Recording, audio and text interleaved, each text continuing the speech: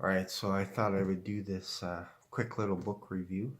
Um, Read this book this morning, The $100 Startup by Chris Guillebeau, and it's an interesting little read. I think this book would be specifically for somebody that's considering starting either a part-time income or an extra source of income, an extra stream of revenue through another business. So maybe you're working full time right now and you're just looking for some ideas as to how to start a business for $100 or less. A lot of his case studies that Chris does in this book um, are centered around businesses under $1,000 and usually around $100. So he gives some scenarios on what it takes to start up a business for under $100. Some of his views I agree with, some of them I don't. One thing that stuck out to me is he was a business consultant and he didn't like the idea of charging people money. It just didn't feel good inside. And that goes against everything I believe on the side of if you're providing enough value for customers, you can charge them whatever you feel comfortable charging, and hold your head high. I believe that because I remember one time I I was a consultant, well, not a consultant, but I was a freelance editor, video editor for a major video production company downtown Calgary. And I remember walking in, and I tried for a year or two to get into this place. And I remember walking in, and the guy said at the end of the interview, "How much do you want to make?" And I said, I don't know, I'm thinking in my head, I'm used to making 15, 20 bucks an hour. Yeah, 20 bucks an hour, that would be pretty good for me. And he kind of smiled and he said, Shane, I can't do that to you. We're going to start you off at 40 bucks an hour. And then I ended up going up to 60 bucks an hour.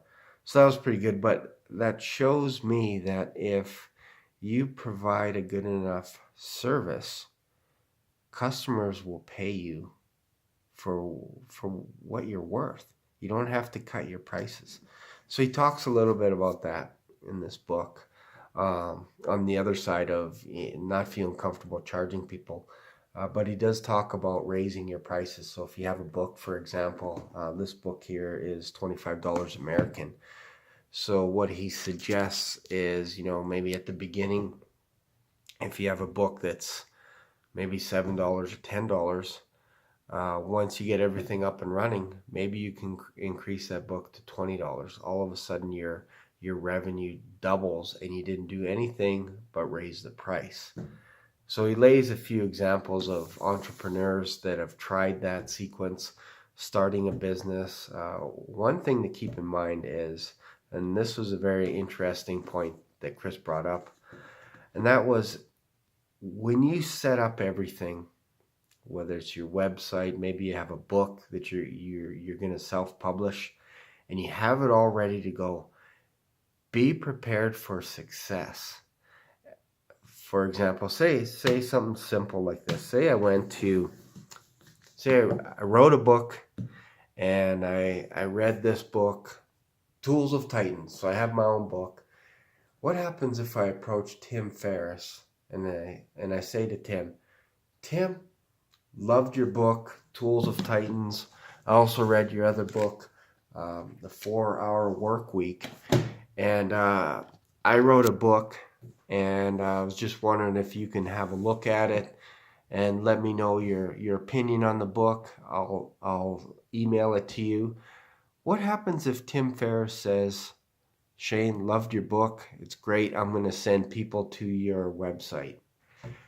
You are in trouble because you are not prepared for success. So that's one of the interesting points that he brought up, and he didn't talk about it too much, but it is a valid point. Like, prepare. Like, if you have a book, if you have a service, be prepared for success, because once you have everything ready to go, you have to have the mindset. What happens if somebody notices and then starts sending you leads? Some companies end up shutting down. He talked about a company that he partnered with. It's called Groupon, I believe. And he set up a business and referred his clients to this restaurant. And they were not prepared because they were doing some conversions in a restaurant to make it more of a sporting venue. They weren't prepared. So hundreds of clients would go to this restaurant. The service started going down. Waitresses and waiters were getting frustrated, and customers were complaining, all this kind of stuff, because the restaurant wasn't prepared. So Chris didn't set them up in a way that, had he done it again, he would have done it differently. He would have over communicated with them and said, look, this is what could happen. You can get a flow of customers that you've never had before. Are you prepared? Maybe hire extra waiters, waitresses, extra staff, all that kind of stuff. Be prepared for an overflow. So that was kind of interesting. So great book, great read. Read it this morning from beginning to the end.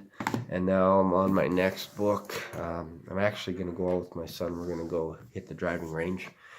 And I got to get some golf in this year. I bought some golf clubs, and maybe I'll do a video one day on the golf course.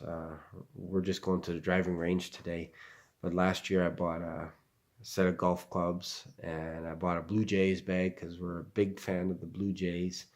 And in a couple months we're going to go watch the Blue Jays in Seattle. So if you're in Seattle, let me know. We'll probably be at a Starbucks. I think there's one or two Starbucks in Seattle, I think. Anyways, this is my next book, Tools of Titans. I've already read a little bit.